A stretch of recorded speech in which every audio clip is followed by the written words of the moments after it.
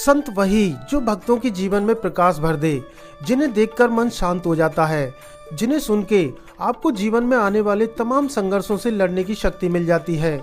ऐसे ही दिव्य संत हैं श्री प्रेमानंद गोविंद शरण जी महाराज, जिन्होंने न केवल भारत बल्कि पूरे विश्व में अपनी आध्यात्मिक शिक्षाओं से लाखों लोगों का मार्गदर्शन किया।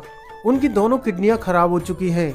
डॉक्टरों के अनुसार वे 15 साल पहले ही मर जाने वाले थे। उनके जीवन में कई कठिनाइयां आईं। एक समय था जब उनकी दोनों किडनियां पूरी तरह से खराब हो चुकी थी। उन्हें इस हालत में कई आश्रमों से निकाल दिया गया। कड़ाके की ठंड में वे गेहूं के टाट से बनी बोरी को ओढ़कर सोते थे। आज हम आपको उनकी संपूर्ण जीवनी बताएंगे, जिसमें उनके बचपन से लेकर उनकी आध्यात्मिक ऊंचाइयों तक की यात्रा को विस्तार से समझेंगे।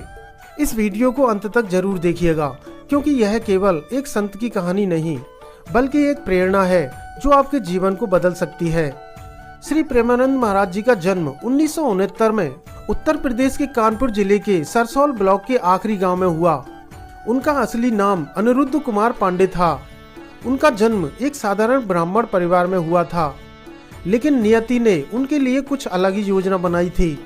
उनके पिता श्री शंभुनाथ पांडे एक धार्मिक प्रवृत्ति के व्यक्ति थे और उनकी माता श्रीमती रमा देवी अत्यंत भक्तिभाव वाली महिला थी। परिवार में पहले से ही सन्यास की परंपरा थी। उनके दादाजी भी सन्यासी थे।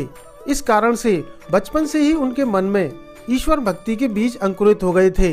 5 साल की उम्र में वे भजन कीर्तन में रुचि रखने लगे और बहुत छोटी उम्र में ही भगवत गीता का अध्ययन करने लगे। उन्हें धार्मिक ग्रंथों को पढ़ने और संतों की संगति में बैठने का विशेष शौक था। वह अक्सर गांव के मंदिर में घंटों बैठकर रामायण और भगवत गीता की कथाएं सुना करते थे। उनके परिवार के लोग इस बालक की गहरी आध्यात्मिक रुचि को देखकर चकित थे। बचपन में सत्संग सुनने के दौरान वे अक्सर मन में सोचते थे कि घर के सदस्य एक ना एक दिन मर जाएंगे, तो फिर मेरा इस दुनिया में कौन है, मैं किसके पास रहूंगा, मुझे किसका सहारा है। उनके मन में प्रेरणा हुई कि मेरे तो सिर्फ भगवान हैं, इसके अलावा और कोई नहीं। इसलिए घर परिवार को छोड़कर भगवान के पास जाना ही उन्हें एकमात्र उपाय समझ में आया। जब वे 9वीं कक्षा में पास हुए तब उनका मन पूर्ण रूप से यह निश्चित कर चुका था कि उनका इस संसार में ईश्वर के सिवाय और कोई नहीं है। इसलिए उन्होंने घर छोड़ने का पूरी तरह से मन बना लिया।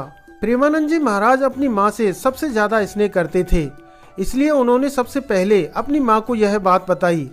उन्होंने कहा, अम्मा, हमारा मन करता है कि हम घर से भागकर भगवान की प्राप्ति करें।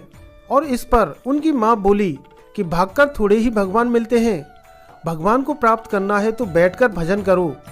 इस पर प्रेमानंद बोले कि नहीं,